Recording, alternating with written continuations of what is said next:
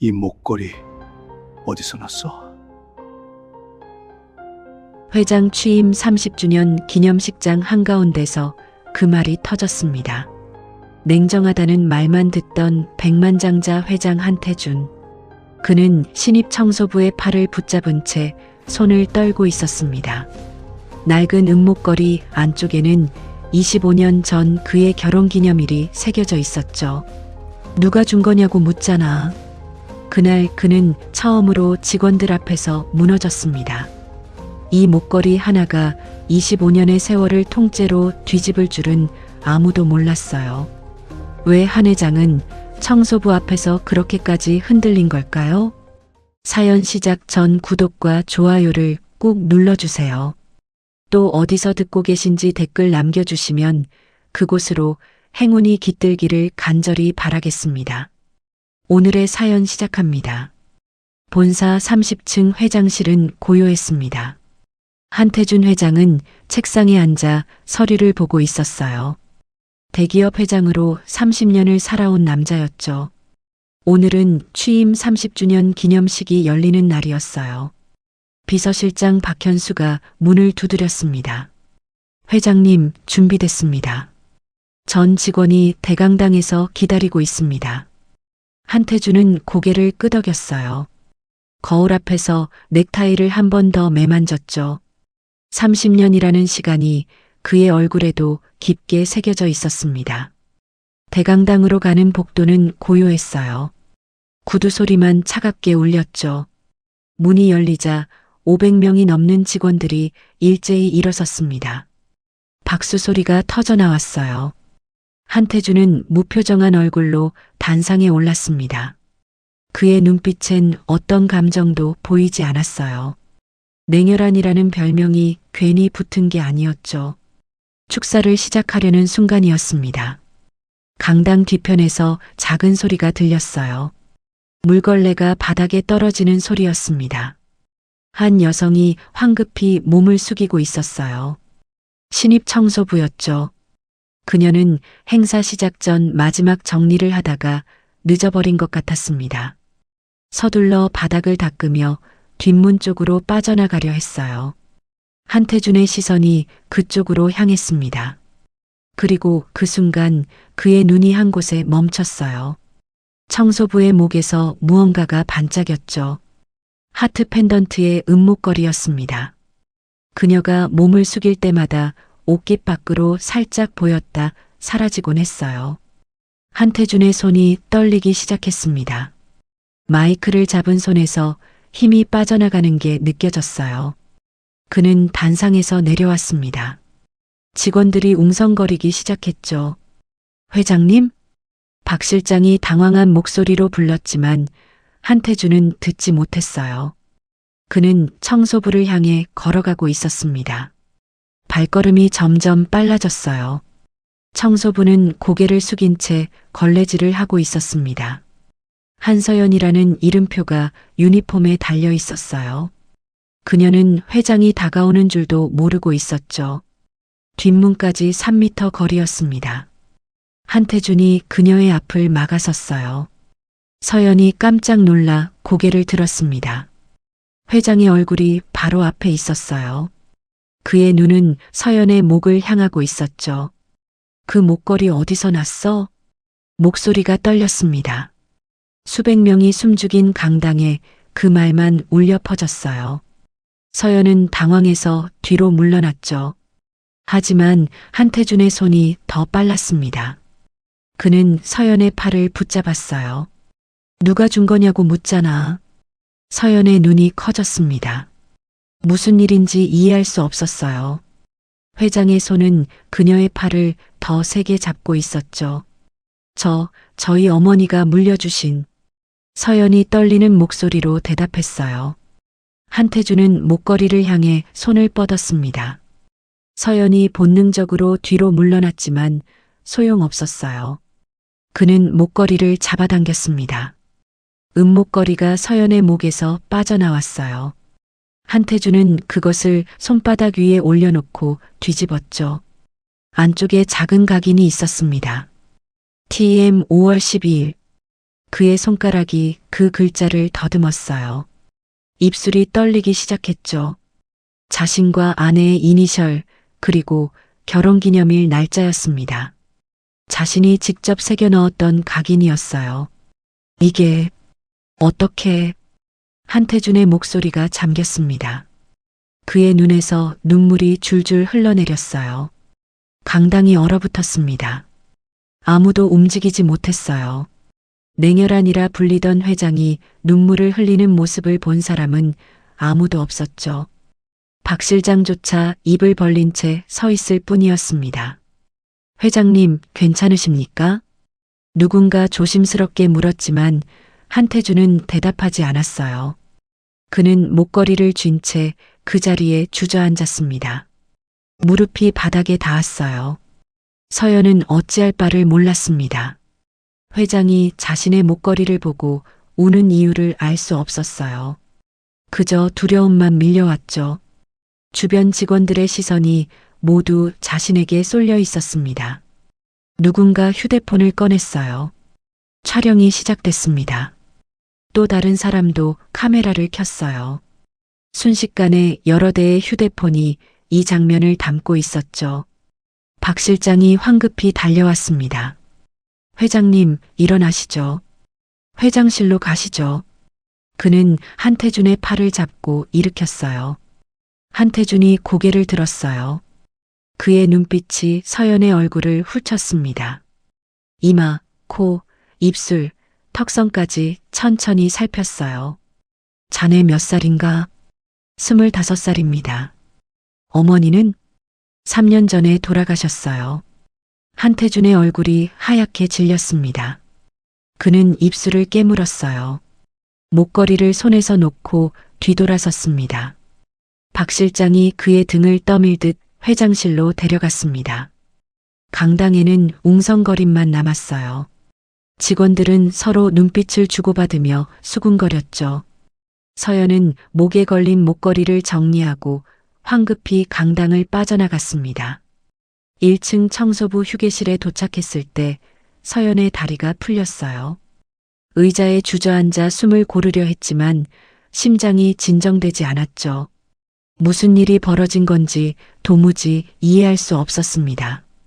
같은 시각 회장실에서는 박 실장이 물을 건네고 있었어요. 한태준은 책상에 기댄 채 눈을 감고 있었습니다. 손은 여전히 떨리고 있었어요. 회장님, 괜찮으십니까? 박 실장의 목소리에도 긴장감이 묻어났습니다. 한태준은 대답 대신 서랍을 열었어요. 오래된 사진 한 장을 꺼냈죠. 25년 전 사진이었습니다. 하얀 원피스를 입은 여자가 환하게 웃고 있었어요. 그녀의 목에도 그 은목걸이가 걸려 있었죠. 한태준은 사진을 만지작거렸습니다. 김민정. 전처의 이름이 그의 입에서 흘러나왔어요.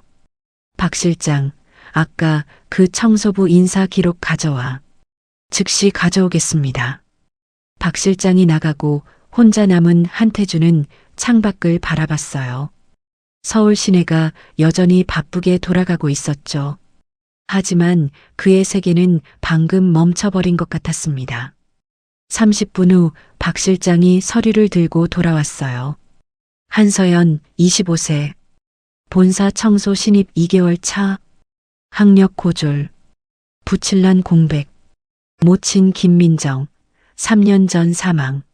한태준의 손이 서류를 잡으려다 멈췄습니다. 김민정이라고? 예, 회장님.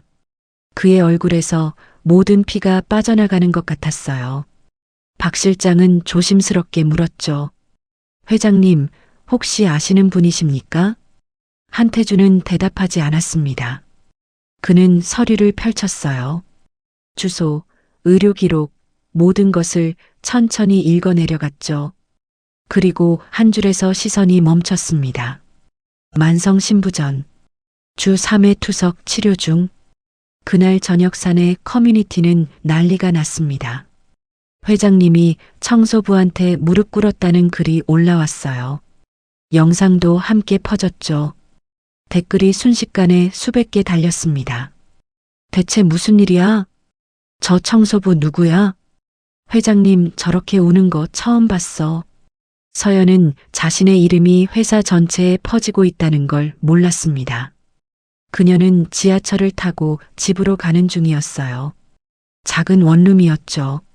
문을 열고 들어서자 냉기가 얼굴을 스쳤습니다.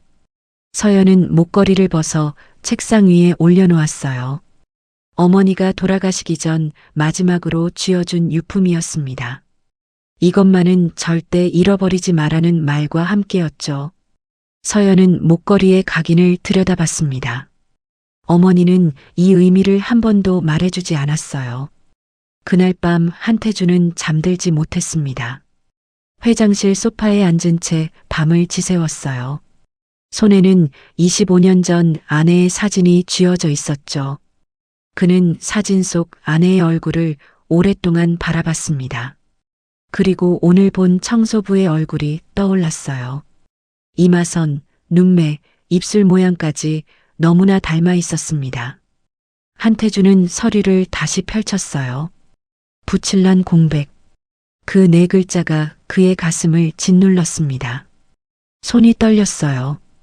그날 밤 한태주는 아직 몰랐습니다. 25년 전 자신이 내린 선택이 어떤 거짓 위에 세워진 것인지를요. 다음 날 아침 박 실장은 일찍 출근했습니다. 회장실 책상 위에 서류 한 뭉치를 올려놓고 의자에 앉았어요. 한서연의 인사 기록 파일이었습니다. 그는 한 장 한 장 천천히 넘겼습니다. 입사 지원서부터 건강검진 결과까지 모든 것이 담겨 있었어요. 건강검진 결과란에 빨간 글씨가 눈에 들어왔습니다.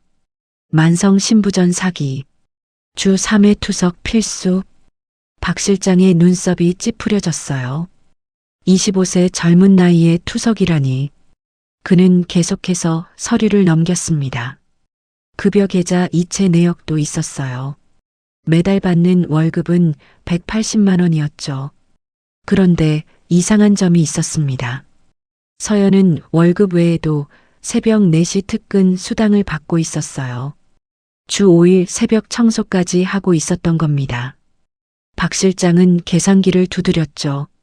한 달 수당을 합치면 230만 원 정도였습니다. 이 돈으로 투석비를 내고 있구나. 박 실장이 중얼거렸어요. 그는 서연의 주소를 확인했습니다. 구로구 작은 원룸이었죠.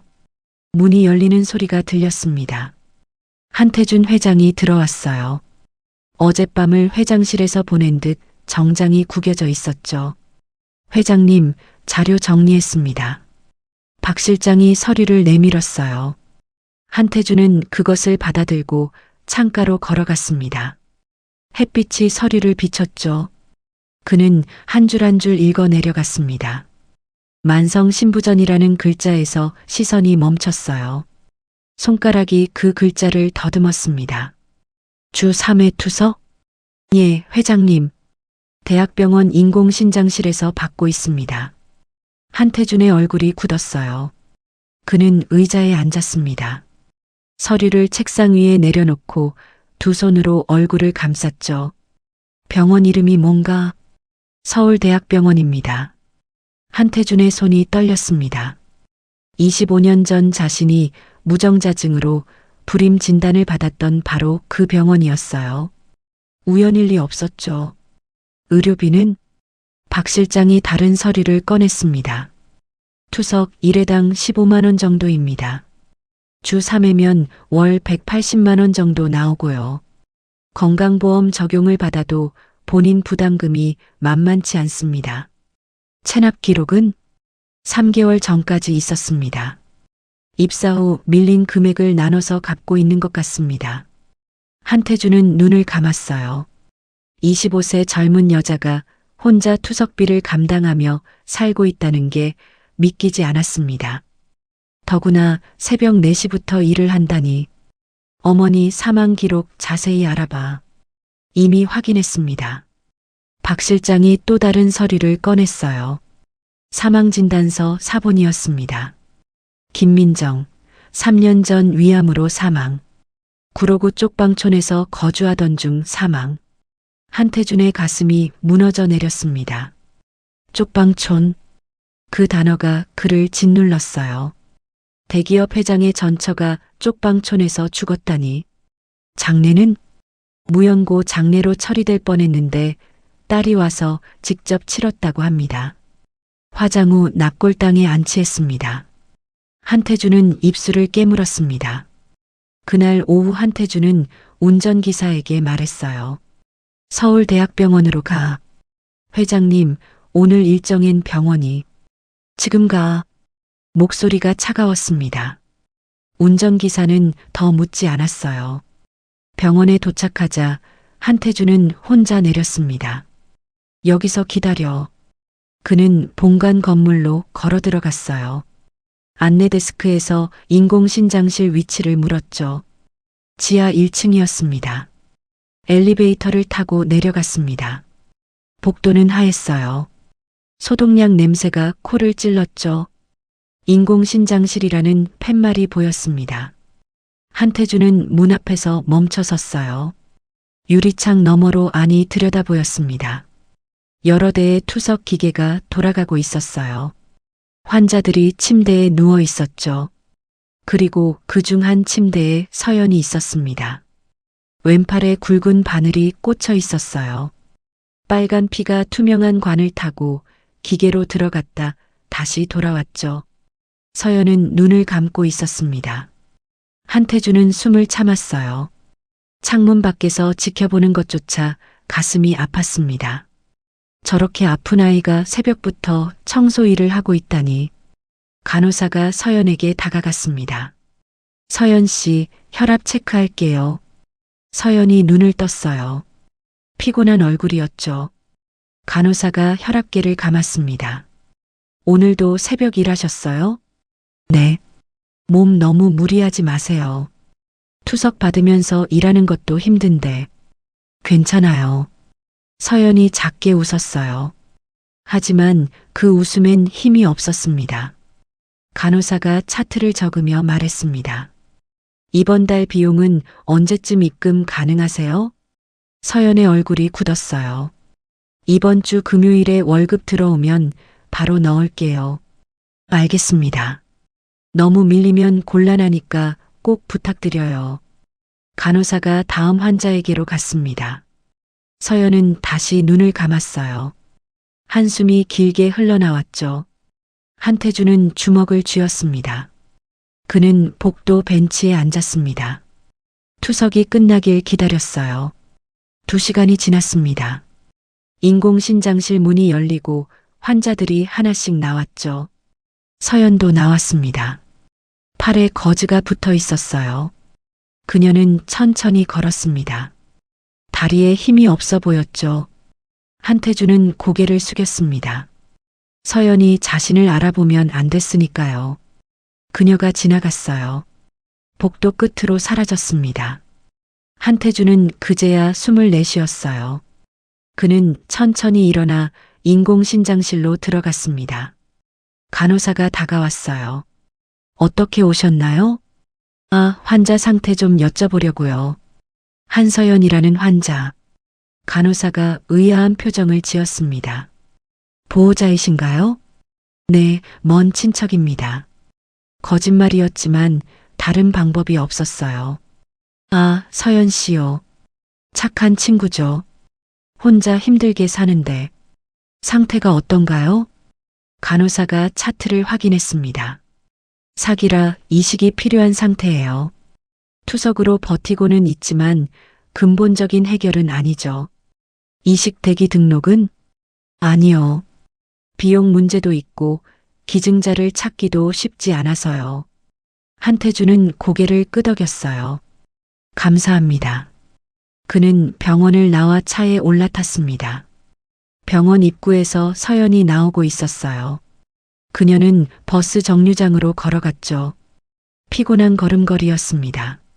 한태준의 눈에서 눈물이 흘렀어요. 그날 저녁 서연은 원룸에 돌아왔습니다. 문을 열고 들어서자 냉장고 소리만 들렸어요. 그녀는 소파에 주저앉았습니다. 팔의 거즈를 천천히 떼어냈어요. 바늘 자국이 선명했습니다. 벌써 몇 년째 같은 자리에 바늘을 꽂다 보니 피부가 거칠어져 있었죠. 서연은 휴대폰을 꺼냈습니다. 배경화면에는 어머니 사진이 있었어요. 환하게 웃고 있는 모습이었죠. 3년 전 돌아가시기 직전에 찍은 마지막 사진이었습니다. 엄마, 오늘도 버텼어. 서연이 작게 중얼거렸어요. 눈물이 흘렀습니다. 그녀는 사진을 쓰다듬었어요. 조금만 더 버티면 돼. 이식대기 신청할 돈도 모을 수 있을 거야. 그날 밤 한태주는 회장실에서 오래된 파일을 뒤지고 있었습니다.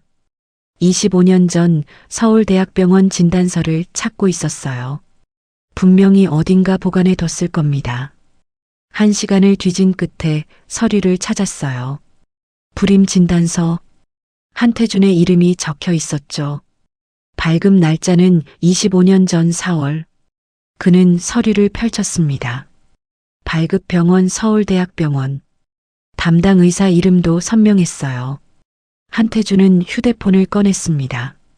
박 실장에게 문자를 보냈어요. 내일 아침 서울대병원 25년 전 진료 기록 확인 가능한지 알아봐. 답장이 곧 왔습니다. 알겠습니다.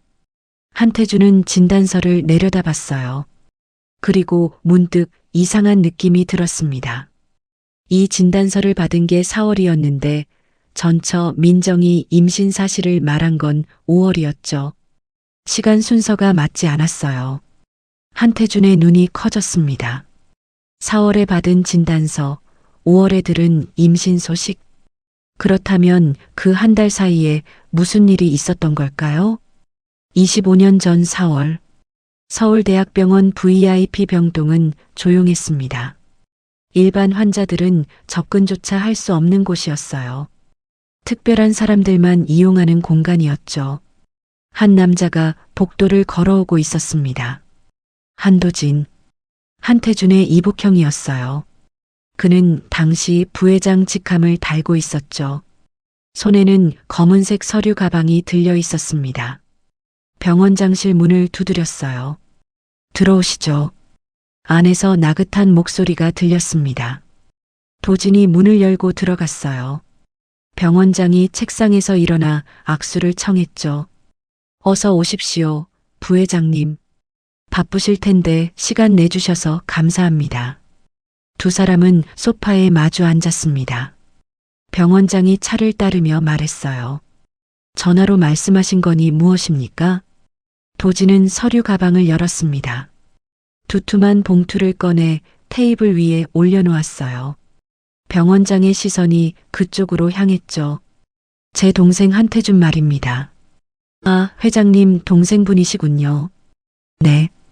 그 친구가 최근 건강검진을 받았다고 들었습니다. 병원장이 고개를 끄덕였어요.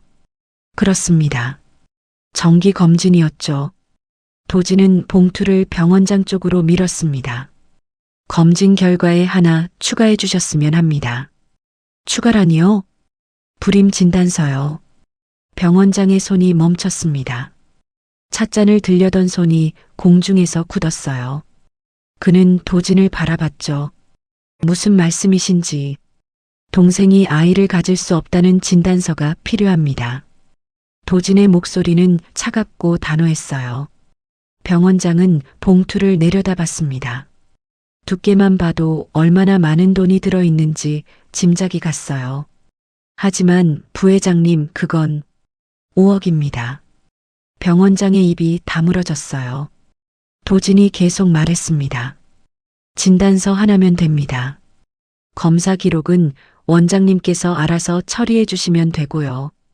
동생분이 아시면 모릅니다. 평생 모를 겁니다. 도진은 봉투를 한 번 더 밀었어요. 병원장의 손이 천천히 봉투로 향했습니다. 잠시 망설이더니 결국 그것을 집어들었어요. 언제까지 필요하십니까? 내일까지요.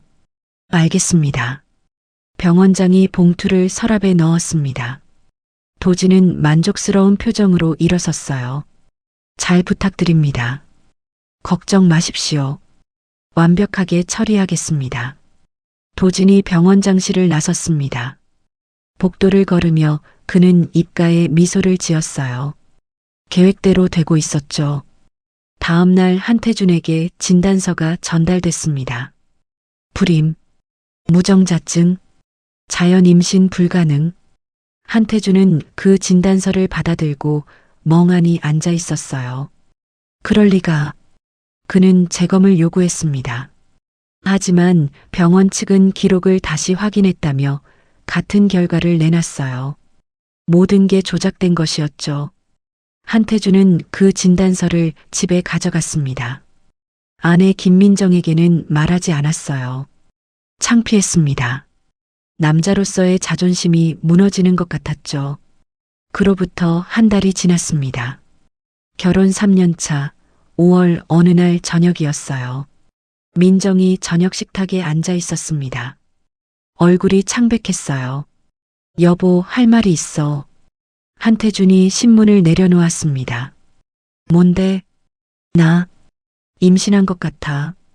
한태준의 손이 멈췄어요. 뭐라고? 병원 갔다 왔어. 임신 6주래.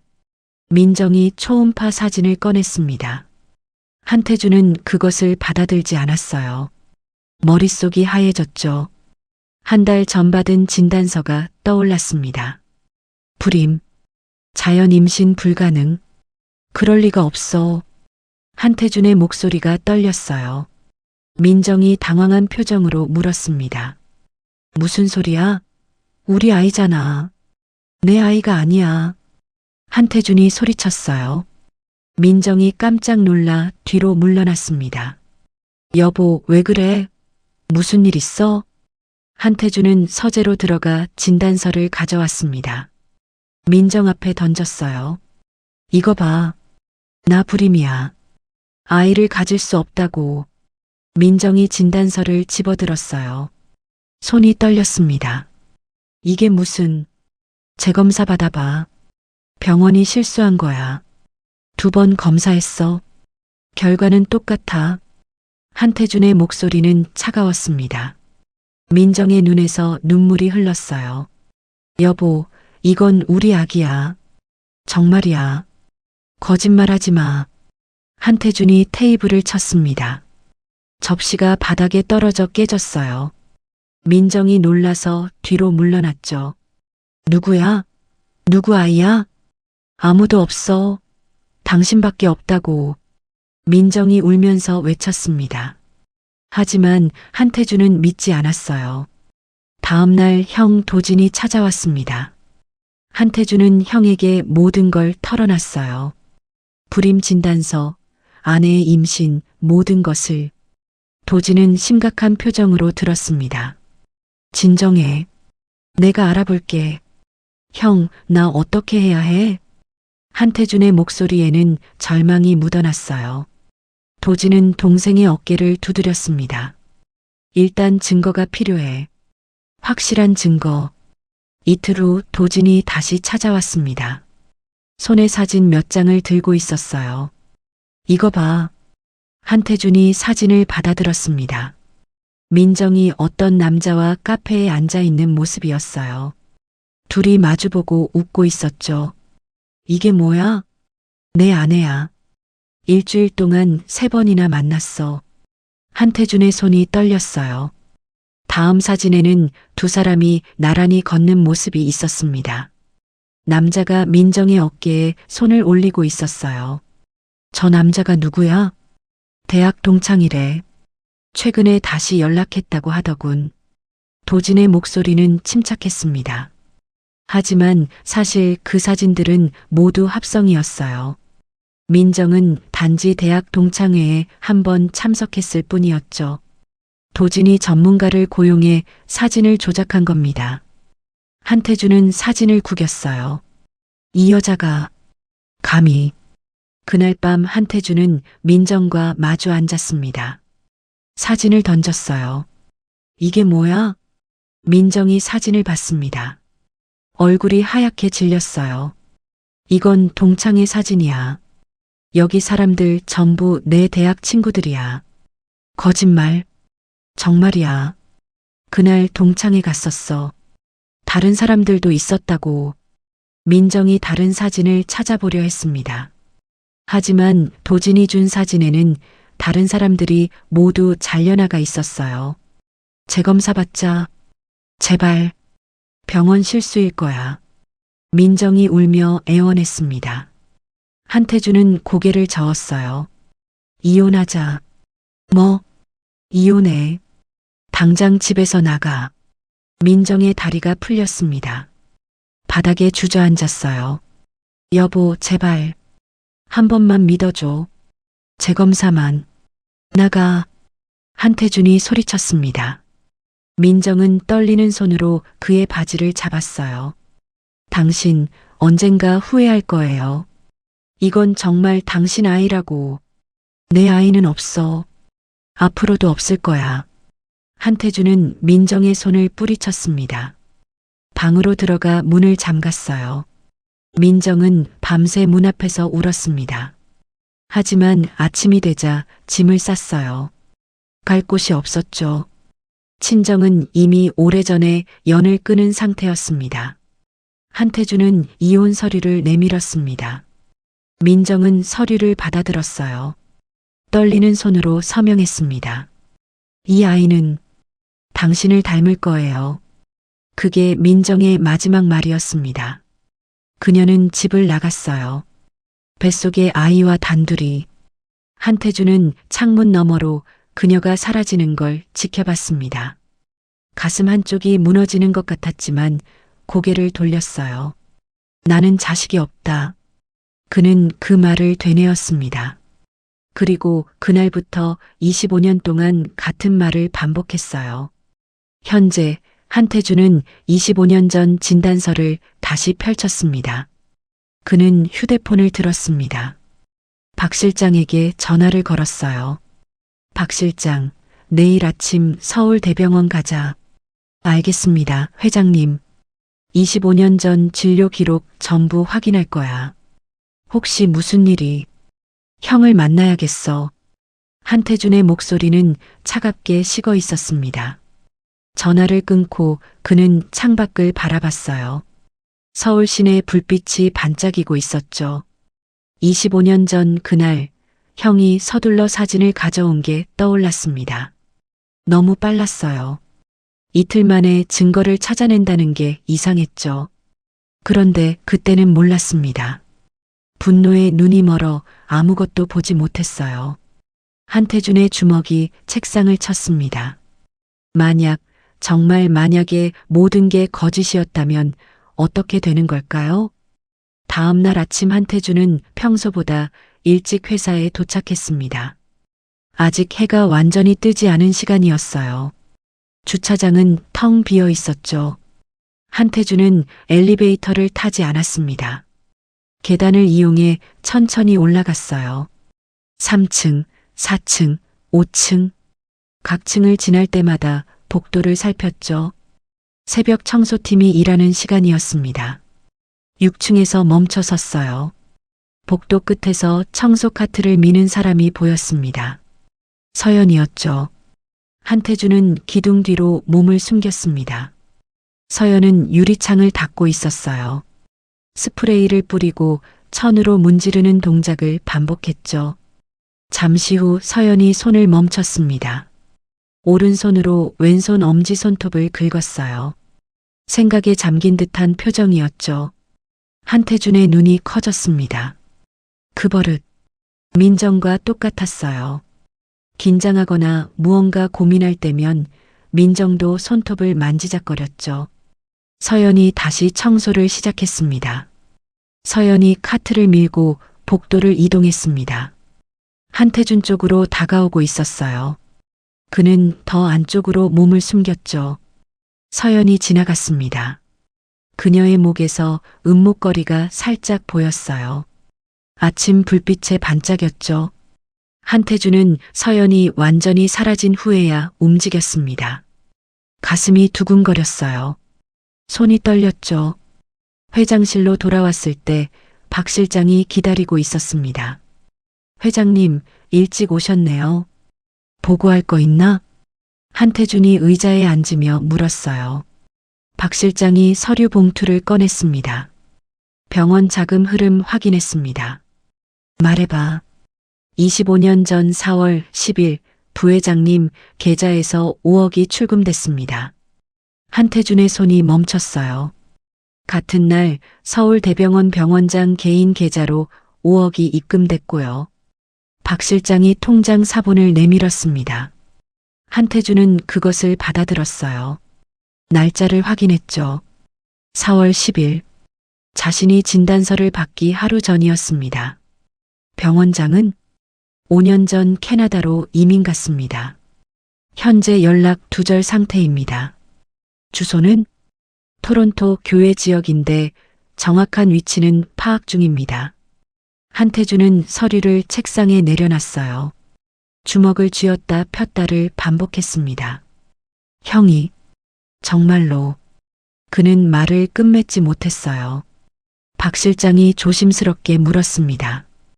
회장님, 다음 조치는 어떻게 하시겠습니까? 한태준은 깊게 숨을 들이켰어요. 일단 더 확인해야 해.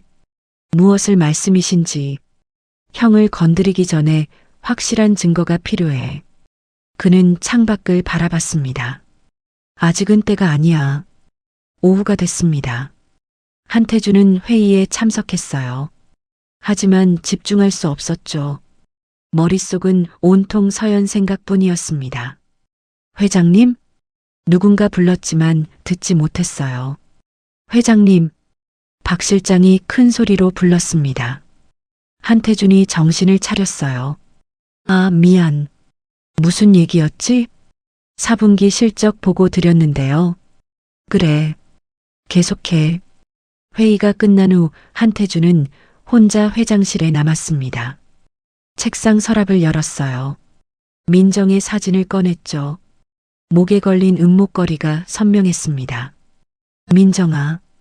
그가 사진에 대고 중얼거렸어요. 내가 틀렸던 거니? 그때 문이 열렸습니다. 한태준은 황급히 사진을 서랍에 넣었어요. 서연이 청소 카트를 밀고 들어오고 있었죠. 죄송합니다, 회장님. 청소 시간이라. 아, 괜찮습니다. 한태준은 창가로 걸어갔습니다. 등을 돌린 채 서 있었어요. 하지만 유리창에 비친 서연의 모습을 보고 있었죠. 서연이 쓰레기통을 비우고 바닥을 닦았습니다. 조용히 일했어요. 소리를 최소화하려는 듯 했죠. 한태준은 숨을 고르려 애썼습니다. 가슴이 답답했어요. 숨쉬기가 힘들었죠. 서연이 청소를 마치고 나가려는 순간이었습니다. 한태준이 비틀거렸어요. 회장님. 서연이 황급히 달려왔습니다. 한태준을 부축했어요. 괜찮으세요? 서연이 물컵을 가져왔습니다. 떨리는 손으로 물을 따라 건넸어요. 한태준은 물을 받아들었습니다. 서연의 손이 자신의 손에 닿았어요. 따뜻했죠. 감사합니다. 한태준이 작게 말했습니다. 서연은 당황한 표정이었어요. 아니에요. 당연한 거죠. 그녀가 물러서려 했습니다. 잠깐. 한태준이 불렀어요. 서연이 멈췄습니다. 그 목걸이. 한태준의 시선이 서연의 목으로 향했어요. 어머니께 받은 거라고 했죠? 네, 그렇습니다. 어머니 성함이 김민정입니다. 한태준의 손에서 물컵이 떨어질 뻔했습니다. 간신히 붙잡았어요. 그렇군요. 그는 고개를 돌렸습니다. 가봐도 돼요. 서연이 인사하고 나갔어요. 문이 닫히자 한태준은 의자에 주저앉았습니다. 온몸에서 힘이 빠졌어요. 손이 계속 떨렸죠. 민정. 정말 민정이야. 그는 얼굴을 두 손으로 감쌌습니다. 한참을 그렇게 앉아 있었어요. 정신을 차린 건 박 실장이 다시 들어왔을 때였습니다. 회장님, 괜찮으십니까? 박 실장. 한태준이 고개를 들었어요. DNA 검사 준비해. 네. 한서연과 내 DNA 검사. 박 실장의 눈이 커졌습니다. 회장님, 그럼 조용히 진행해. 아무도 모르게. 알겠습니다. 박 실장이 나가려는데 한태준이 다시 불렀어요. 그리고 박 실장. 예, 회장님. 형한테는 절대 알리지 마. 명심하겠습니다. 문이 닫혔습니다. 한태준은 다시 서랍을 열었어요. 민정의 사진을 꺼냈죠. 오늘 본 서연의 얼굴과 겹쳐 보였습니다. 손톱 만지는 버릇, 목걸이, 어머니 이름까지 모든 게 맞아떨어졌어요. 한태준의 눈에서 눈물이 흘렀습니다. 제발 아니길. 하지만 가슴 깊은 곳에서는 이미 알고 있었어요. 서연은 자신의 딸이라는 것을, 25년 동안 버려뒀던 자신의 피부치라는 것을. 그날 밤도 한태준은 집에 가지 않았습니다. 회장실 소파에서 밤을 지새웠어요. 잠이 오지 않았죠. 민정의 얼굴이 계속 떠올랐습니다. 당신 언젠가 후회할 거예요. 집을 나가던 날 민정이 했던 마지막 말이 귓가에 맴돌았어요. 한태준은 창밖을 바라봤습니다. 새벽이 밝아오고 있었어요. 그는 주먹을 쥐었습니다. DNA 검사 결과가 나오면 모든 게 명확해질 겁니다. DNA 검사를 의뢰한 지 3일이 지났습니다. 한태준은 결과를 기다리며 회사 일에 집중하려 했어요. 하지만 머릿속은 온통 서연 생각뿐이었죠. 박 실장이 비밀리에 검사를 진행했습니다. 서연의 머리카락 샘플을 확보했어요. 청소 중 떨어진 머리카락을 수거한 거였죠. 한태준의 샘플은 타액으로 채취했습니다. 결과는 일주일 후에 나온다고 했어요. 그런데 4일째 되던 날 이상한 일이 벌어졌습니다. 아침 일찍 박 실장이 급히 회장실로 뛰어들어왔어요. 회장님, 큰일입니다. 무슨 일인가? 박 실장이 태블릿을 내밀었습니다. 포털 사이트 실시간 검색어 1위에 한태준 회장의 숨겨진 딸이라는 제목이 떠 있었어요. 한태준의 얼굴이 굳었습니다. 이게 뭔가? 10분 전에 기사가 떴습니다. 벌써 조회수가 10만을 넘었고요. 한태준은 기사를 클릭했어요. 단독 한태준 회장, 25년 전 숨겨둔 딸 존재 의혹.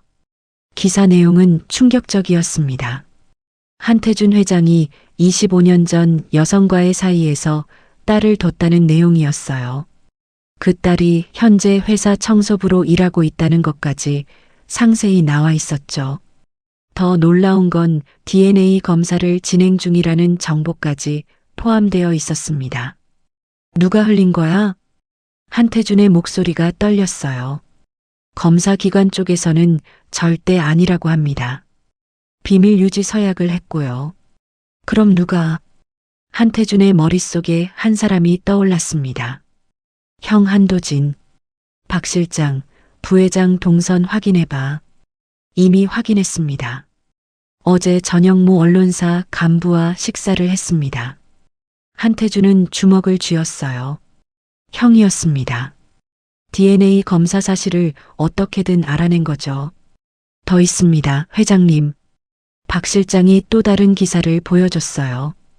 이번엔 사진이 첨부되어 있었습니다. 한태준이 서연의 팔을 붙잡고 있는 기념식 날의 사진이었어요. 댓글이 폭발적으로 달리고 있었습니다. 대박이네요. 회장님이 청소부를, 재벌가 숨겨진 스캔들. 한태준은 태블릿을 책상에 내려놨습니다. 손이 떨렸어요. 주가는 개장 10분 만에 5% 폭락했습니다. 박 실장의 목소리도 떨리고 있었어요. 한태준은 창밖을 바라봤습니다. 모든 게 무너지고 있었어요. 30분 후 이사들이 긴급 소집됐습니다. 회의실에 15명의 이사가 모였어요. 모두 굳은 표정이었죠. 한태준이 들어서자 무거운 침묵이 흘렀습니다. 회장님, 이게 사실입니까? 재무이사가 먼저 입을 열었어요. 확인 중입니다. 확인 중? 이미 언론에 다 나왔는데요. 사실 확인 전까지는 말씀드릴 수 없습니다. 한태준의 목소리는 차갑게 가라앉아 있었어요. 주가가 폭락하고 있습니다. 투자자들이 패닉 상태고요. 영업이사가 말했습니다. 회사 신뢰도의 치명타입니다. 이사들이 서로 눈치를 봤습니다. 마케팅 이사가 조심스럽게 입을 열었어요. 회장님께서 잠시 물러나시는 게 사퇴하라는 겁니까? 일시적인 겁니다. 사태가 진정될 때까지만요. 한태준은 이사들을 둘러봤습니다. 모두 고개를 숙이고 있었어요. 표결에 붙이겠습니다. 재무이사가 말했어요. 회장 일시 사퇴권 찬성하시는 분 손 들어주십시오. 15명 중 12명이 손을 들었습니다. 한태준은 이사들을 천천히 둘러봤어요. 거부합니다. 회장님, 진실이 밝혀질 때까지 저는 이 자리를 지키겠습니다. 하지만 주가가 진실이 밝혀지면 주가는 회복될 겁니다. 일주일만 기다려 주십시오. 이사들이 웅성거렸어요. 일주일 후 다시 모이겠습니다. 그때까지 확실한 증거를 보여드리죠. 한태준은 회의실을 나섰습니다. 회의실을 나서는 한태준의 뒷모습을 이사들이 지켜봤어요.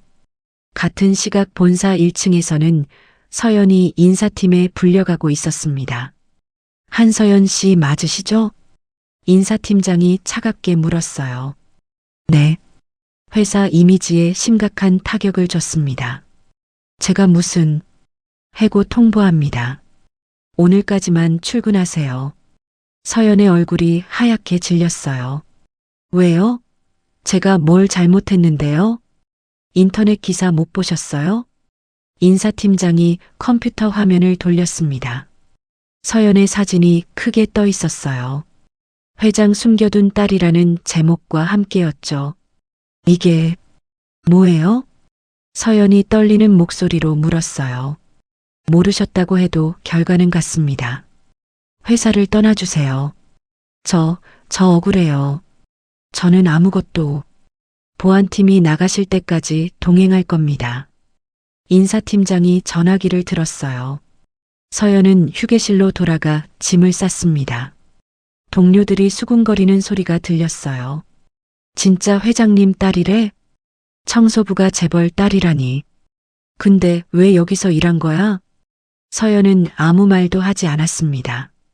사물함을 열고 개인 물품을 꺼냈어요. 여벌 옷, 컵, 수첩. 그게 전부였죠. 보안팀원이 다가왔습니다. 나가시죠. 서연은 고개를 숙인 채 따라 나갔어요. 본관 로비를 지나는데 직원들의 시선이 느껴졌습니다. 모두 자신을 쳐다보고 있었어요. 회사 밖으로 나왔을 때 서연의 다리가 풀렸습니다. 근처 벤치에 주저앉았어요. 손이 떨렸습니다. 휴대폰이 울렸어요. 병원에서 온 문자였습니다. 투석비 3개월 연체. 이번 주 목요일 투석 일정 보류. 납부시까지 치료 중단. 서연의 손에서 휴대폰이 떨어질 뻔했어요. 투석을 못 받으면 어떻게 되는 걸까요? 몸이 버틸 수 있을까요? 눈물이 흘렀습니다. 집으로 돌아가는 길 서연은 멍하니 걸었어요. 지하철을 탔지만 어디서 내려야 할지도 잊어버렸죠. 한참을 지나쳐서야 정신을 차렸습니다. 원룸에 도착했을 때 문 앞에 쪽지가 붙어 있었어요. 월세 2개월 연체. 이번 주 금요일까지 미납 씨 퇴실 조치. 서연은 쪽지를 떼어냈습니다. 구겨서 쓰레기통에 버렸어요. 방문을 열고 들어갔습니다. 텅 빈 방이 더 쓸쓸하게 느껴졌어요. 서연은 소파에 앉아 천장을 바라봤습니다. 일자리를 잃었어요. 투석도 못 받게 됐죠. 집도 곧 나가야 합니다. 엄마. 서연이 작게 불렀어요. 대답은 없었습니다. 그녀는 휴대폰 배경화면에 어머니 사진을 봤어요. 환하게 웃고 있는 모습이었죠. 나 어떻게 해야 해? 눈물이 멈추지 않았습니다. 서연은 짐을 꺼내기 시작했어요. 어차피 나가야 할 집이었습니다. 미리 정리하는 게 나았죠. 옷을 개고 책을 상자에 담았어요. 그렇게 밤이 깊어갔습니다. 같은 시각 한태주는 회장실에 홀로 앉아 있었습니다. 책상 위에는 검은 봉투가 놓여 있었어요. DNA 검사 결과였습니다. 1시간 전 검사기관에서 긴급 배송이 온 거였어요. 한태주는 봉투를 집어들었습니다. 손이 떨렸어요. 뜯으려다 멈췄습니다. 다시 봉투를 내려놨어요. 열 수가 없었습니다. 만약 친자가 맞다면 어떻게 해야 할까요? 25년 동안 버려뒀던 딸에게 뭐라고 말해야 할까요? 만약 친자가 아니라면? 그것도 끔찍했어요. 그렇다면 민정은 정말 바람을 핀 거니까요. 한태주는 봉투를 서랍에 넣었습니다. 잠갔어요. 그리고 창밖을 바라봤습니다. 밤하늘엔 별이 없었어요. 다음 날 아침 박 실장이 들어왔습니다. 회장님, 결과 확인하셨습니까? 아니. 왜요? 무서워서. 한태준의 솔직한 대답에 박 실장은 아무 말도 하지 못했어요. 박 실장, 자네가 열어봐. 제가요? 그래. 나한테 알려줘. 박 실장이 서랍을 열었습니다. 봉투를 꺼내 조심스럽게 뜯었어요. 서류를 펼쳤습니다. 한참을 읽더니 고개를 들었어요.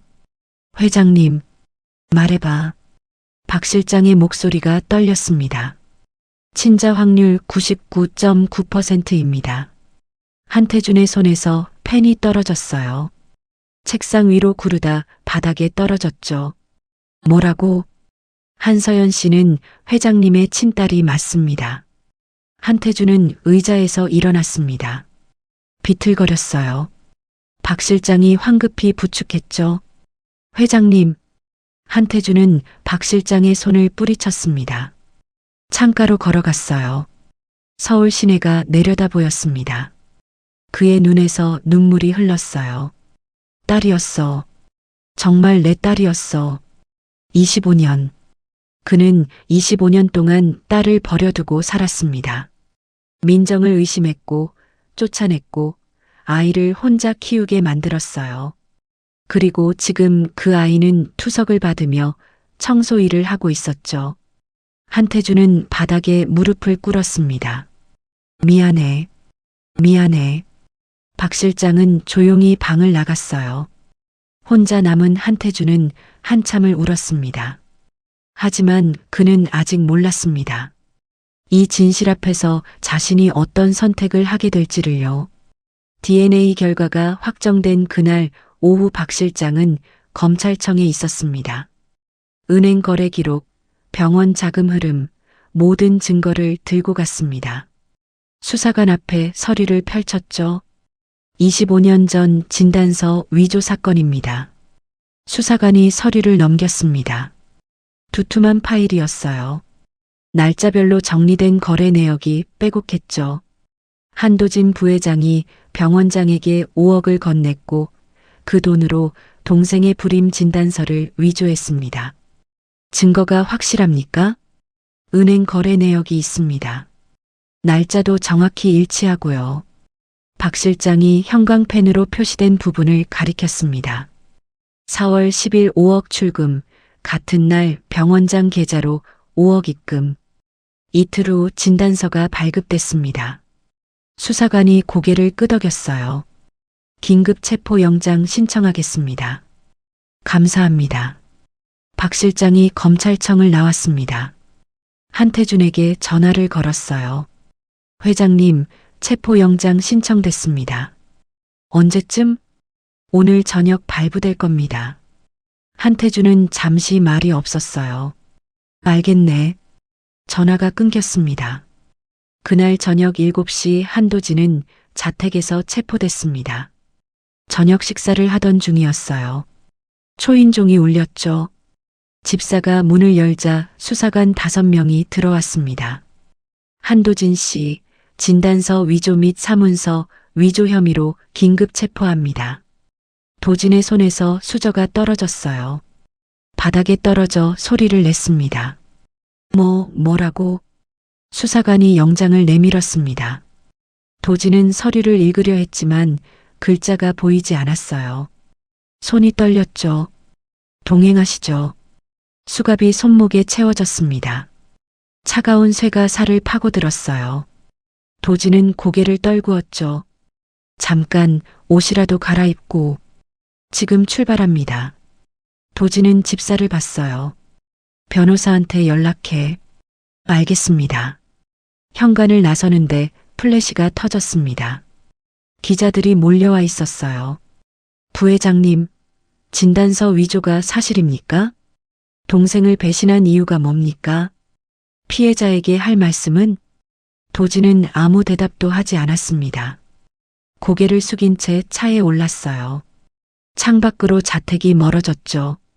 70년을 살아온 인생이 무너지는 순간이었습니다. 같은 시각 한태준은 회장실에 있었습니다. 박 실장에게서 연락이 왔어요.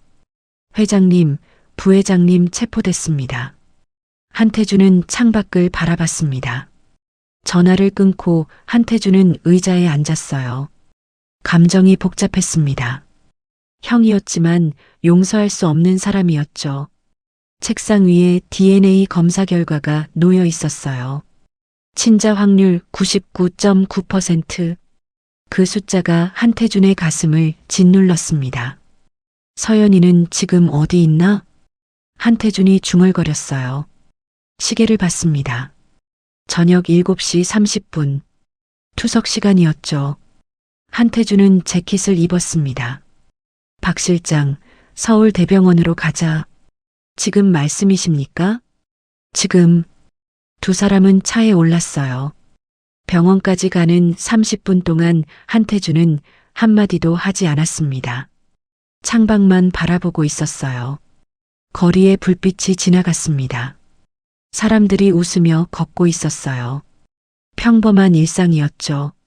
하지만 한태준의 세계는 완전히 뒤집혀 있었습니다. 병원에 도착했습니다. 지하 1층 인공신장실 앞에서 한태준은 멈춰 섰어요. 유리창 너머로 안이 보였죠. 서연이 있었습니다. 침대에 누워 투석을 받고 있었어요. 왼팔에 굵은 바늘이 꽂혀 있었죠. 빨간 피가 투명한 관을 타고 기계로 들어갔다 나왔습니다. 한태준의 발이 떨어지지 않았습니다. 문 앞에서 한참을 서 있었어요. 들어갈 용기가 나지 않았죠. 박 실장이 조심스럽게 물었습니다. 회장님, 들어가시겠습니까?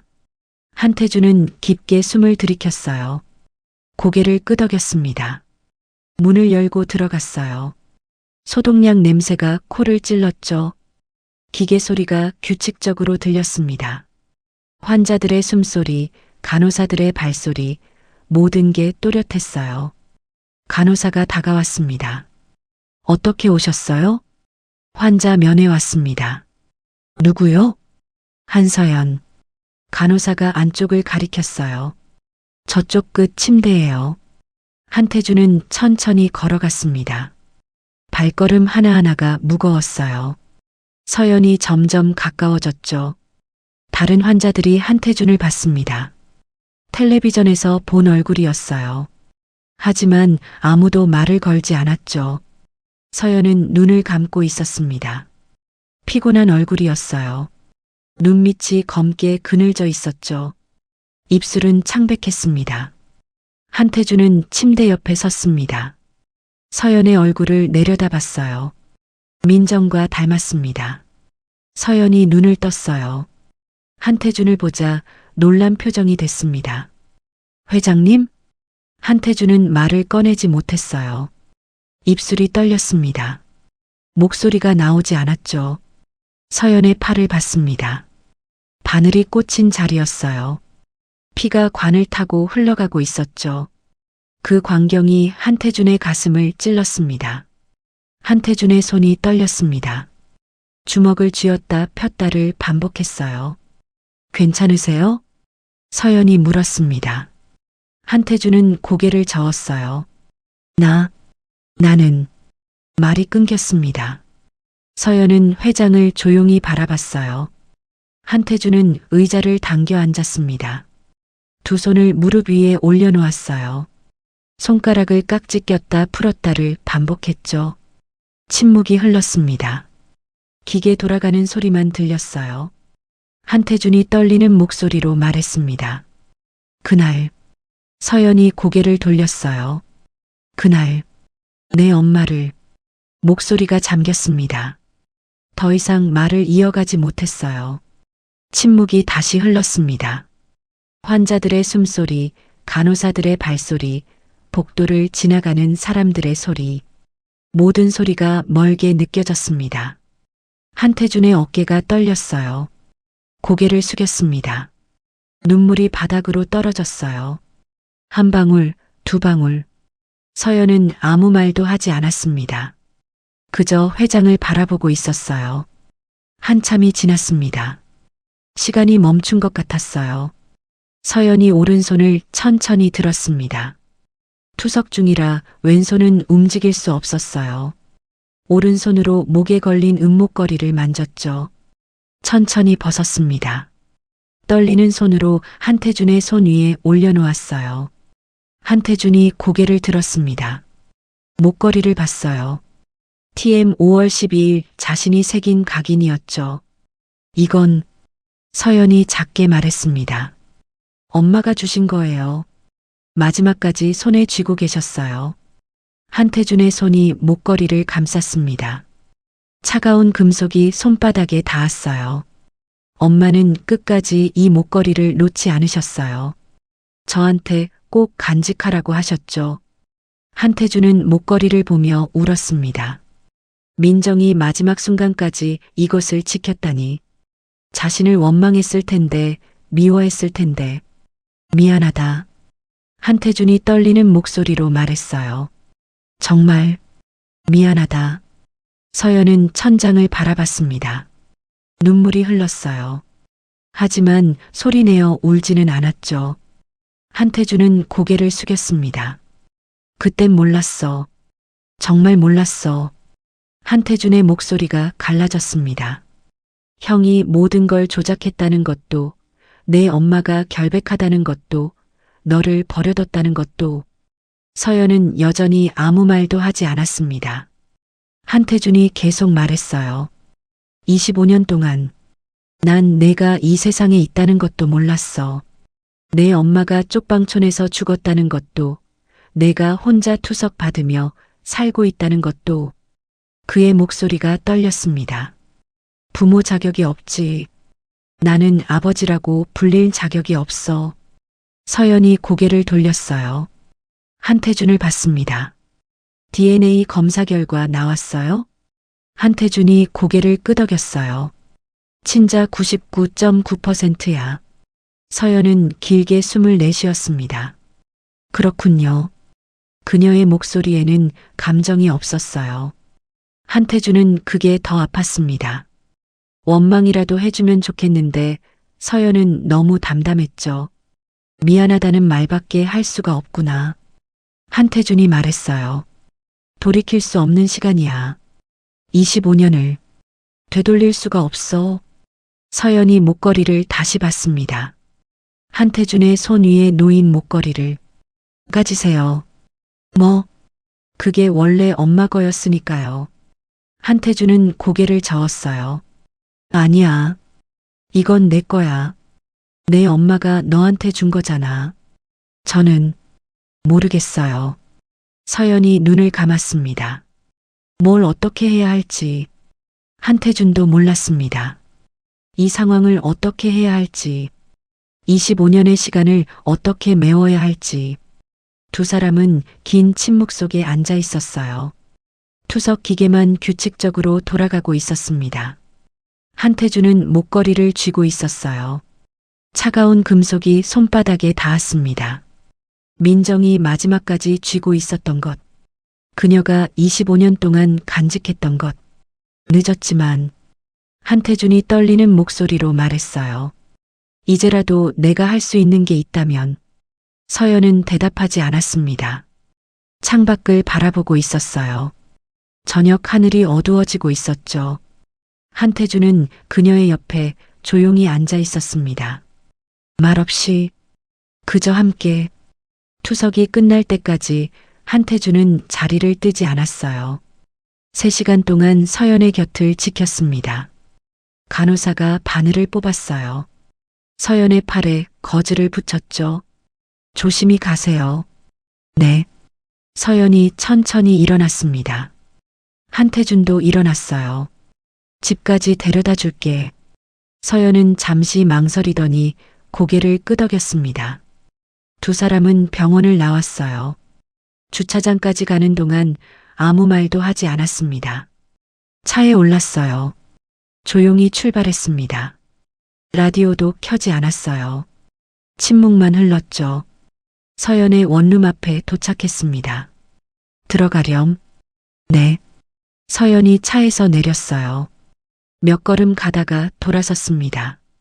회장님. 응? 감사해요. 한태주는 고개를 끄덕였어요. 서연이 건물 안으로 들어갔습니다. 한태주는 그 모습을 끝까지 지켜봤어요. 불이 켜졌습니다. 한태주는 한참을 그 불빛을 바라봤습니다. 25년을 외롭게 살았을 딸. 어머니마저 잃고 홀로 버텨온 딸. 한태주는 목걸이를 꺼내봤어요. 민정이 마지막까지 쥐고 있었다는 목걸이. 그 안에 담긴 25년의 기다림이 이제야 한태준의 가슴을 무너뜨리고 있었습니다. 한 달이 지났습니다. 수사는 빠르게 진행됐어요. 은행 거래 기록, 병원장 진술, 모든 증거가 명확했죠. 한도진은 구치소에 수감되어 재판을 기다렸습니다. 매일 같은 시간에 일어나 같은 식사를 했어요. 좁은 독방에서 천장만 바라보며 지냈죠. 70년을 살면서 처음 겪는 일이었습니다. 면회를 오는 사람은 아무도 없었어요. 가족도 친구도 아무도. 법정 날짜가 잡혔습니다. 서울중앙지방법원 대법정이었어요. 재판 2주 전부터 언론이 들끓었죠. 그날 아침 방청석은 기자들과 시민들로 가득 찼습니다. 재벌가의 형제 갈등, 25년 만에 밝혀진 진실 모두가 관심을 갖는 사건이었어요. 한태준도 방청석에 앉았습니다. 검은색 정장을 입고 있었어요. 표정은 굳어 있었죠. 박 실장이 옆에 앉아 있었습니다. 회장님, 괜찮으십니까? 모르겠네. 한태준의 목소리는 낮았어요. 법정 문이 열렸습니다. 수갑을 찬 한도진이 들어왔어요. 70세 노인의 모습은 초라했죠. 한 달 사이 많이 늙어 보였습니다. 머리는 하얗게 새어 있었어요. 걸음걸이도 느렸죠. 도진이 방청석을 둘러봤습니다. 한태준과 눈이 마주쳤어요. 도진은 고개를 숙였습니다. 한태준은 표정을 바꾸지 않았죠. 재판장이 자리에 앉았습니다. 재판을 시작하겠습니다. 검사가 일어섰어요. 40대 중반의 여성 검사였습니다. 서류를 펼쳐들고 또렷한 목소리로 기소장을 낭독했어요. 피고인은 25년 전 서울대학병원 병원장에게 5억 원을 제공하고 친동생 한태준의 불임 진단서를 위조하도록 교사했습니다. 방청석에서 웅성거림이 일었어요. 이로 인해 피해자 김민정은 억울하게 이혼당했고 딸 한서연과 함께 극심한 생활고를 겪었습니다. 검사의 목소리가 법정에 울렸습니다. 피고인은 후계 구도에서 유리한 위치를 차지하기 위해 친동생의 인생을 파괴했습니다. 25년 동안 진실을 숨기고 살았으며 반성의 기미가 보이지 않습니다. 검사가 증거 서류를 제출했어요. 은행 거래 내역, 병원장 진술서, DNA 검사 결과 모든 것이 빈틈없이 정리되어 있었습니다. 도진은 고개를 들지 못했어요.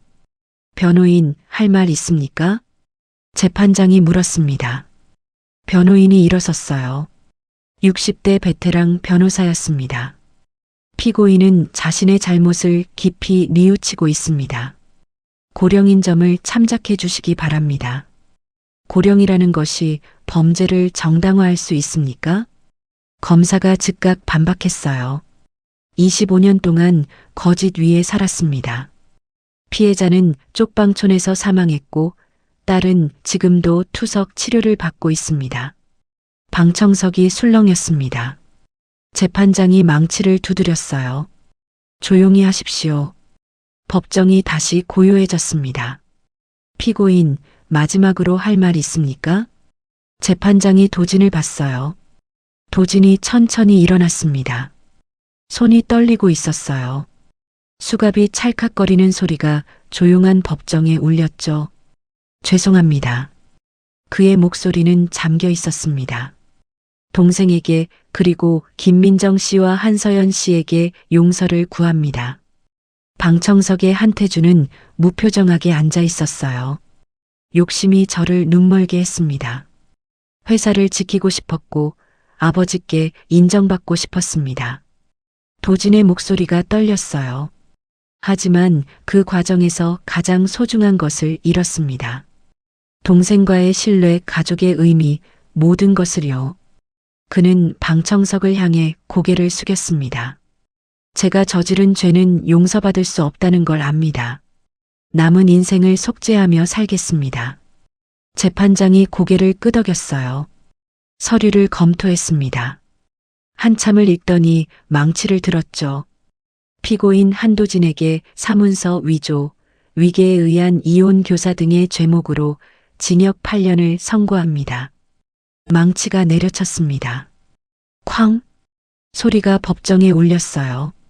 법정 비용은 피고인이 부담하며 피해자 한서연에게 위자료 10억 원을 배상하라. 방청석이 술렁였습니다. 도진은 무너지듯 의자에 앉았어요. 얼굴이 하얗게 질렸죠. 교도관이 다가와 그를 일으켰습니다. 수갑이 채워진 손이 허공에서 떨렸어요. 법정을 나가는 순간 도진이 방청석을 돌아봤습니다. 한태준과 다시 눈이 마주쳤어요. 도진의 입술이 움직였죠. 미안하다. 소리 없는 말이었습니다. 한태준은 고개를 돌렸어요. 법정을 나오자 기자들이 몰려들었습니다. 회장님, 한마디 부탁드립니다. 판결에 대해 어떻게 생각하십니까? 따님과는 화해하셨습니까? 한태준은 멈춰섰어요. 카메라 플래시가 터졌습니다. 내일 오전 10시 본사에서 기자회견을 하겠습니다. 그때 모든 것을 말씀드리겠습니다. 그 말만 남기고 한태준은 차에 올랐어요. 차가 출발했습니다. 한태준은 창밖을 바라봤어요. 서울거리가 지나가고 있었죠. 박 실장. 예, 회장님. 이사회 일정 잡았나? 내일 오후 3시입니다. 재신이 만건은 상정되어 있습니다. 한태준은 고개를 끄덕였어요. 다음 날 오전 본사 대강당은 기자들로 가득 찼습니다. 200명이 넘는 기자가 모였어요. 카메라가 일제히 한태준을 향했죠. 한태준이 단상에 올라섰습니다. 마이크 앞에 섰어요. 깊게 숨을 들이켰죠. 먼저 국민 여러분께 사과드립니다. 한태준이 90도로 허리를 숙였습니다. 10초가 지났어요. 그는 계속 고개를 숙이고 있었죠. 기자들의 카메라 셔터 소리만 들렸습니다. 일어선 후 말을 이었습니다. 25년 전 제가 내린 잘못된 판단으로 한 여성과 아이가 고통받았습니다. 그의 목소리가 떨렸어요. 형의 조작을 알아채지 못한 것, 아내를 의심한 것, 딸을 버린 것, 모든 책임은 제게 있습니다. 방청석이 조용해졌습니다. 고 김민정 씨께 그리고 딸 서연에게 진심으로 사죄합니다. 한태준의 눈에서 눈물이 흘렀어요. 늦었지만 이제라도 아버지로서 책임을 다하겠습니다. 기자들이 손을 들었습니다. 회장님, 회사 경영은 어떻게 하실 겁니까? 한태준이 대답했어요. 오늘 오후 이사회에서 재신임 여부가 결정됩니다. 저는 계속해서 회장직을 수행하고 싶습니다. 따님과는 화해하셨습니까? 한태준은 잠시 말을 멈췄어요. 아직 시간이 필요합니다. 서연 씨의 치료비는 어떻게 하실 겁니까? 전액 제가 부담하고 있습니다. 신장 이식도 준비 중입니다. 기자회견이 30분 동안 이어졌어요. 모든 질문에 한태준은 솔직하게 답했습니다. 회견이 끝난 후 한태준은 혼자 남았습니다. 박 실장이 들어왔어요. 회장님, 한서연 씨가 밖에 와 계십니다. 한태준의 심장이 뛰었습니다. 들어오라고 해. 문이 열렸어요. 서연이 들어왔습니다. 평소 입던 옷 대신 깔끔한 원피스를 입고 있었어요. 한태준은 의자에서 일어났습니다. 앉아. 괜찮아요. 서서 얘기할게요. 서연의 목소리는 차분했습니다. 한태준은 그녀를 바라봤어요. 기자회견 봤어? 네. 서연이 고개를 끄덕였습니다. 나 잘한 거 맞니? 서연은 한참을 대답하지 않았어요. 한태준은 천천히 서연 앞으로 걸어갔습니다. 그리고 무릎을 꿇었어요. 서연이 놀라 뒤로 물러났습니다. 뭐 하세요? 늦어서 미안하다. 한태준의 목소리가 떨렸습니다. 25년 동안 너를 버려둬서 미안하다. 서연은 아무 말도 하지 못했어요. 내 엄마한테도 너한테도 할 수 있는 게 사과밖에 없구나. 한태준의 어깨가 떨렸습니다. 일어나세요. 서연이 말했어요. 아니야. 이렇게라도 해야. 일어나세요. 서연의 목소리가 떨렸습니다. 한태준이 천천히 일어섰어요. 서연은 한참을 그를 바라봤습니다. 긴 침묵이 흘렀어요. 시계 초침 소리만 들렸습니다. 서연이 입을 열었습니다. 엄마는 회장님을 원망하지 않으셨어요. 뭐, 돌아가시기 전에 말씀하셨어요. 그 사람도 속은 거라고. 한태준의 눈에서 눈물이 쏟아졌어요. 그래도 엄마를 떠나보낸 건 제가 아니라 회장님이잖아요. 서연의 목소리가 갈라졌습니다. 25년을 혼자 사신 건 엄마고요. 미안하다. 그리고 저는 아직 준비가 안 됐어요. 서연이 눈물을 닦았습니다. 아버지라고 부르기에는. 한태준은 고개를 숙였어요. 그래, 내 말이 맞다.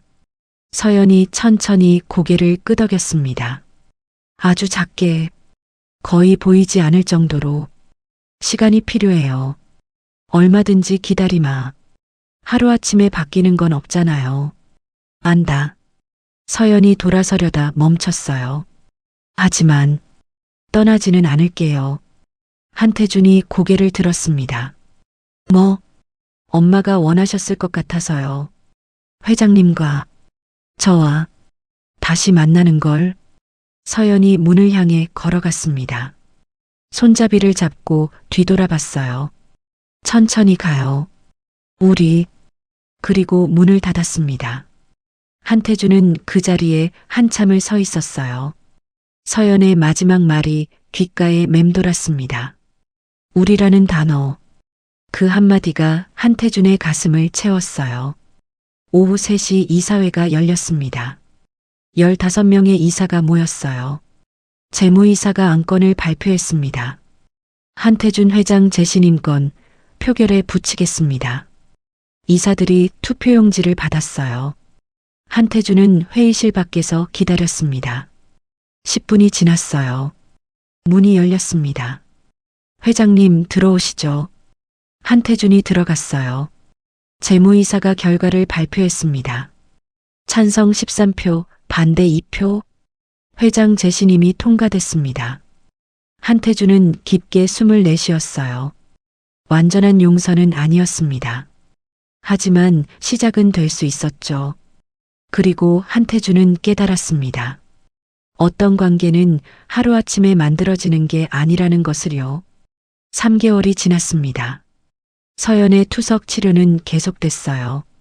하지만 이제는 병원비 걱정이 없었죠. 한태준이 모든 비용을 부담하고 있었습니다. 그날도 서연은 병원에 있었어요. 투석실 침대에 누워 기계 소리를 들으며 눈을 감고 있었습니다. 문이 열렸습니다. 한태준이 들어왔어요. 손에는 과일 바구니를 들고 있었죠.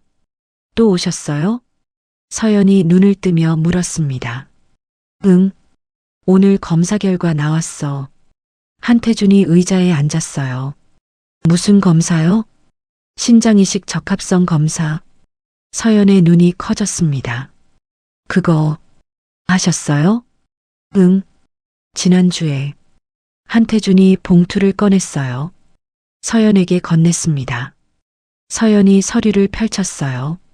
한참을 읽더니 고개를 들었죠. 적합 판정? 그래. 내 신장을 내게 줄 수 있대. 한태준의 목소리는 담담했습니다. 서연은 서류를 다시 내려다봤어요. 안 돼요. 왜? 회장님 몸도 소중한데요. 너보다 소중한 게 어디 있어.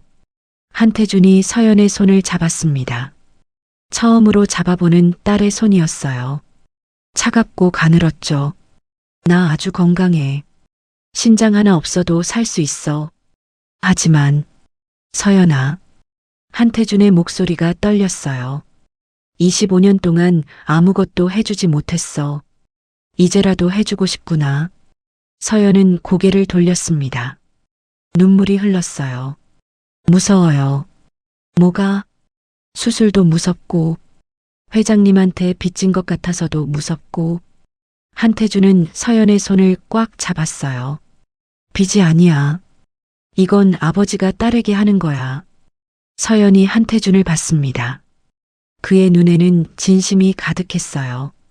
생각해 볼게요. 그래. 천천히 생각해. 투석이 끝나고 두 사람은 병원 앞 벤치에 앉았습니다. 가을 바람이 불었어요. 낙엽이 떨어지고 있었죠. 서연아. 네. 같이 저녁 먹을래? 서연이 잠시 망설이더니 고개를 끄덕였어요. 두 사람은 병원 근처 조용한 한식당에 갔습니다. 창가 자리에 앉았어요. 한태준이 메뉴판을 건넸죠. 뭐 먹고 싶어? 잘 모르겠어요. 그럼 된장찌개 괜찮아? 네. 한태준이 주문했습니다. 음식이 나오기를 기다리는 동안 두 사람은 말이 없었어요. 서연이 먼저 입을 열었습니다. 회장님. 응? 엄마 얘기 들려주실 수 있어요? 한태준의 손이 멈췄어요. 무슨 얘기? 젊었을 때요. 어떻게 만나셨는지, 어떤 사람이었는지. 한태준은 창밖을 바라봤습니다. 내 엄마는 참 따뜻한 사람이었어. 그의 목소리가 부드러워졌어요. 대학교 도서관에서 처음 봤지. 책을 읽고 있는데 햇빛이 딱 비추더라고. 서연은 조용히 들었습니다. 말을 걸었어. 무슨 책 읽냐고. 그렇게 시작됐지. 엄마가 뭐라고 하셨어요? 시 읽고 있다고 했어. 윤동주 시집이었어. 한태준이 미소 지었습니다. 그날 저녁같이 커피 마셨지. 그리고 매일 만났어. 사랑하셨어요? 많이. 내 인생에서 가장 행복한 시간이었어. 한태준의 눈에 눈물이 맺혔어요. 그래서 더 미안해. 의심해서 버려서.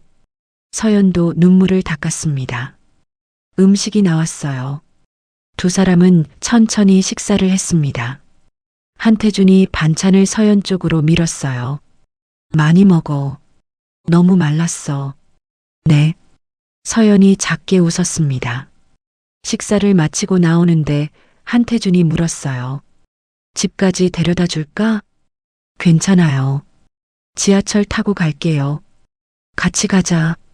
서연은 더 이상 거절하지 않았습니다. 차 안은 조용했어요. 라디오에서 잔잔한 음악이 흘러나왔죠. 서연의 원룸 앞에 도착했습니다. 들어가. 네. 오늘 감사했어요. 서연이 차에서 내리려는데 한태준이 불렀어요. 서연아. 네. 수술 받아줄래? 서연은 한참을 한태준을 바라봤습니다. 그리고 고개를 끄덕였어요. 알겠어요. 한태준의 얼굴이 환해졌습니다. 일주일 후 수술 날짜가 잡혔습니다.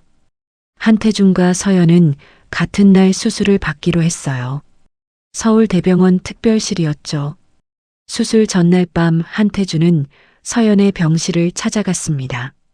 잠이 안 오지? 네. 긴장돼요. 한태준이 침대 옆에 앉았어요. 나도 긴장돼. 무섭지 않으세요? 무섭지. 근데 너한테 줄 수 있다는 게 더 기뻐.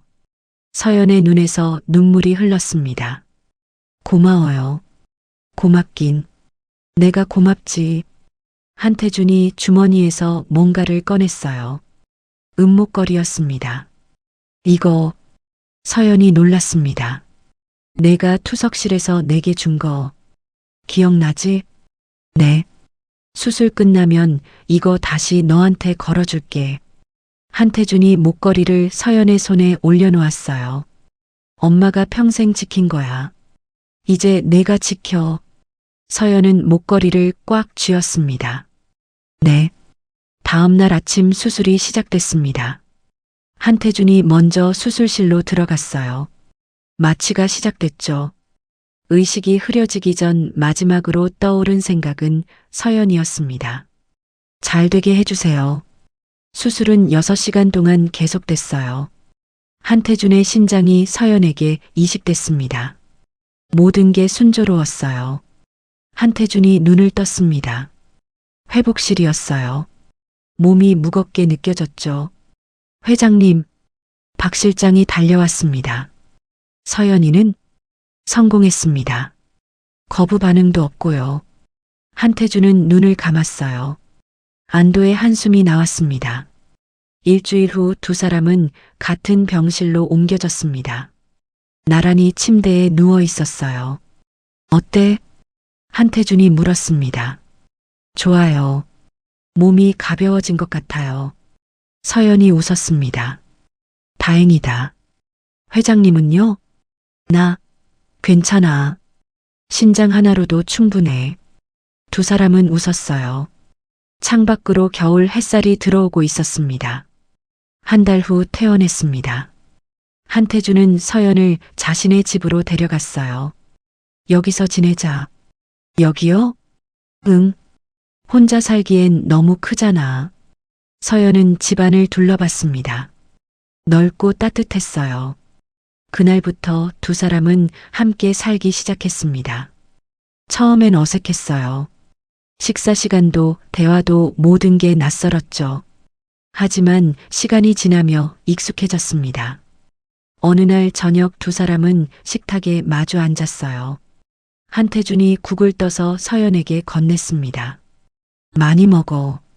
네. 서연이 숟가락을 들었어요. 맛있어요. 그래. 한태준이 웃었습니다. 식사를 마치고 서연이 설거지를 하려는데 한태준이 말렸어요. 이모님 계시잖아. 괜찮아요. 제가 할게요. 그럼 오늘만 같이 하자. 두 사람은 나란히 싱크대 앞에 섰습니다. 한태준이 설거지를 하고 서연이 닦았어요. 회장님, 응? 이제 그냥 편하게 불러도 돼요? 한태준의 손이 멈췄습니다. 뭐라고 부를 건데? 서연이 잠시 망설였어요. 아빠. 한태준의 눈에서 눈물이 흘렀습니다. 그는 손을 닫고 서연을 꼭 안았어요. 고맙다. 정말 고맙다. 서연도 울었습니다. 늦었지만 괜찮죠? 늦지 않았어. 지금이 시작이야. 두 사람은 한참을 그렇게 서 있었어요. 그날 밤 한태준은 서연의 방문을 두드렸습니다. 들어가도 돼? 네. 서연이 침대에 앉아 있었어요. 한태준은 손에 목걸이를 들고 있었습니다. 약속했잖아. 수술 끝나면 이거 걸어주기로. 네. 서연이 고개를 숙였어요. 한태준이 목걸이를 걸어주었습니다. 차가운 금속이 서연의 목에 닿았어요. 한태준이 각인을 쓰다듬었습니다. 이제 이 의미를 내가 이어가. 네. 서연이 목걸이를 만졌어요. 엄마가 지킨 거 제가 지킬게요. 한태준은 서연의 머리를 쓰다듬었습니다. 잘 자. 아빠도요. 한태준이 미소 지었어요. 문을 닫고 나오는데 가슴이 벅찼습니다. 아빠라는 말. 25년을 기다린 그 한마디. 그날 밤 한태준은 오랜만에 편히 잠들었습니다. 다음 날 아침 식탁에서 두 사람은 마주 앉았어요. 한태준이 신문을 보고 서연이 커피를 마시고 있었습니다. 오늘 뭐 할 거야? 병원 정기검진 있어요. 같이 가자. 네. 두 사람은 자연스럽게 대화했어요. 25년의 공백이 조금씩 메워지고 있었습니다. 완벽하지는 않았어요. 여전히 어색한 순간도 있었죠. 하지만 괜찮았습니다. 시간이 흐르며 익숙해질 테니까요. 그날 저녁 두 사람은 소파에 나란히 앉아 있었습니다. 서연이 목걸이를 꺼내 들여다봤어요. 한태준도 그걸 봤습니다. 아빠를 기다리신 것 같아요. 서연이 작게 말했습니다. 25년 동안 한태준은 고개를 숙였어요. 눈물이 떨어졌습니다. 미안해. 엄마한테도 너한테도. 서연이 아빠의 손을 잡았습니다. 이제 괜찮아요. 정말 엄마도 원하셨을 거예요. 저희가 이렇게 함께 있는 거. 태준은 서연의 손을 꽉 쥐었어요. 고맙다. 저야말로요, 아빠. 두 사람은 한참을 말없이 앉아 있었습니다. 창밖으로 봄바람이 불어왔어요. 커튼이 살랑거렸습니다. 서연이 목걸이를 다시 목에 걸었어요. 태준이 그 모습을 지켜봤죠. 민정이 25년 동안 지켰던 목걸이. 이제 딸이 이어받았습니다. 서연아. 네. 앞으로 같이 살자. 오래오래. 네, 아빠. 서연이 한태준의 어깨에 머리를 기댔어요. 한태준은 딸의 머리를 쓰다듬었습니다. 25년 만에 처음 안아보는 딸의 온기였습니다. 창밖으로 봄이 오고 있었어요. 하얀 목련이 피어나고 새싹이 돋아나고 따뜻한 바람이 불었습니다. 25년의 겨울이 끝나고 있었어요. 늦었지만 이제 시작입니다. 아버지와 딸로 천천히 함께. 오늘 이야기 어떠셨나요? 한 사람의 거짓말이 한 가족의 삶을 바꿔놓았습니다. 그 시간 동안 엄마는 쪽방촌에서, 딸은 투석실에서 하루하루를 버텨냈어요. 하지만 엄마가 마지막까지 쥐고 있었던 목걸이처럼 끝까지 놓지 않은 것들은 결국 빛을 보게 됩니다. 늦었다고 포기하지 마세요. 지금이라도 용기 내어 손 내밀면 새로운 시작이 기다리고 있을지 모릅니다. 오늘의 사연 여기까지입니다. 잘 들으셨다면 구독과 좋아요를 눌러서 마음을 전해주세요. 더 따뜻하고 감동적인 사연으로 보답하겠습니다. 잘 들었어요. 한마디만 댓글에 남겨주시면 복 받으실 거예요. 여러분의 인생이 늘 봄날 같기만을 바라겠습니다. 봄날 인생이었습니다.